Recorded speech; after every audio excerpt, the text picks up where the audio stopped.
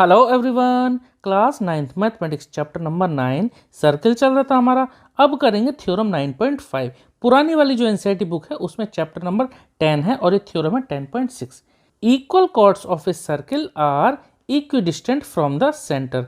इस थ्योरम में बताया गया है एक सर्किल में अगर दो कॉर्ड्स इक्वल हैं, यहाँ पर ए बी एक कॉर्ड है, दूसरी कॉर्ड सी डी, ये दोनों कॉर्ड्स अगर इक्वल हैं तो सेंटर से ये जो डिस्टेंस होगी इन पर ये इक्वल होगी। ध्यान दीजिए, ये सेंटर से जो डिस्टेंस बनाई है ना, ये परपेंडिकुलर डिस्टेंस होगी, ये आपको याद रखनी है बात।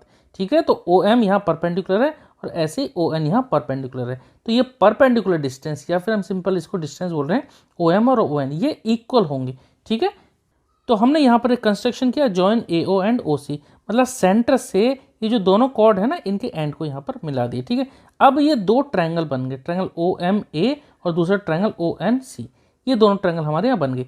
प्रूव क्या करना है हमें? प्रूव करना है O M equal to O N. देखिए, ये थ्योरम को प्रूव करने के लिए हमें थ्योरम 9.3 की हेल्प लेनी पड़ेगी। वहाँ क्या था, देखिए मैं आपको बताता हूँ।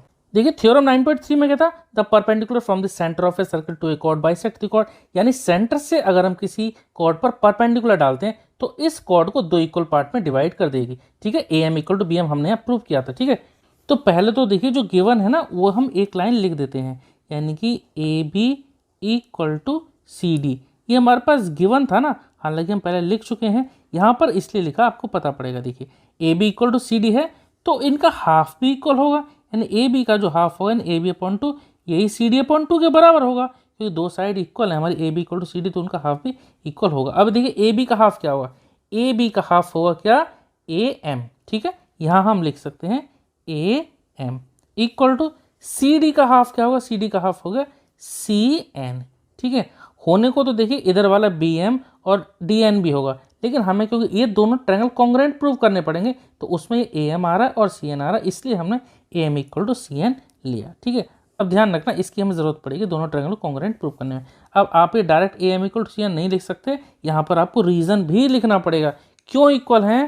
तो देखिए इसके लिए हम रीजन लिख देते हैं, perpendicular from the centre of a circle to a chord bisect the chord. ठीक है, perpendicular from the centre of a circle to a chord bisect the cord.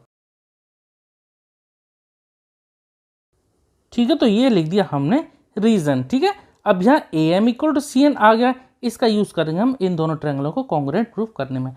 अब लिख लेते हैं जो दो ट्रायंगल कॉन्ग्रुएंट हमें प्रूव करने हैं वो लिख लेते हैं। कौन कौन से ट्रायंगल, तो in triangle A O M और दूसरा ट्रायंगल है सी ओ एन। ठीक है, इन दोनों में ट्रायंगल में देखिए A M equal to C N अभी हमने प्रूव कर दिया, तो लिख देते हैं, पहले तो यही लिख देते हैं A M equal to C N. ठीक है, इसका रीजन क्या होगा, प्रूव्ड एबव, क्योंकि हमने यहाँ पे ऊपर अभी प्रूव कर दिया है ना, तो A M equal to C N और दूसरा ए ओ इक्वल टू सी ओ। ठीक है, ए ओ इक्वल टू सी ओ, तो इसका रीजन क्या होगा, radii of the same circle.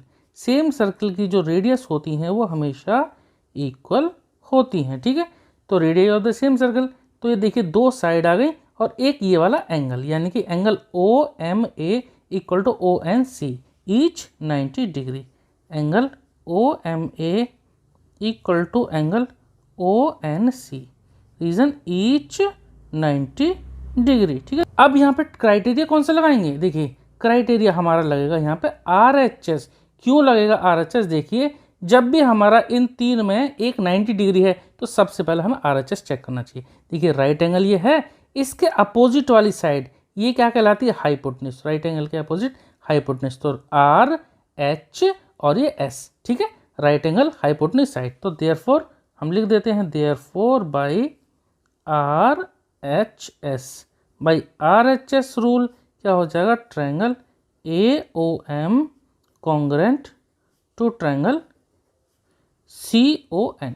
ठीक है, दोनों ट्रायंगल कॉन्ग्रुएंट हो गए, तो therefore by C P C T, जब दो ट्रायंगल हमारे कॉन्ग्रुएंट हो जाते हैं तो उनके जो करस्पॉन्डिंग पार्ट होते हैं वो भी इक्वल हो जाते हैं, यानी सी पी सी टी का मतलब corresponding part of congruent triangle.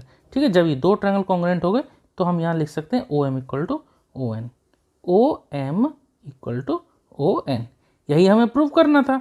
ठीक है, तो थ्योरम 9.5 हमारी कंप्लीट हो गई। चलिए मिलते हैं नेक्स्ट वीडियो में थ्योरम 9.6 के साथ। Okay, thank you.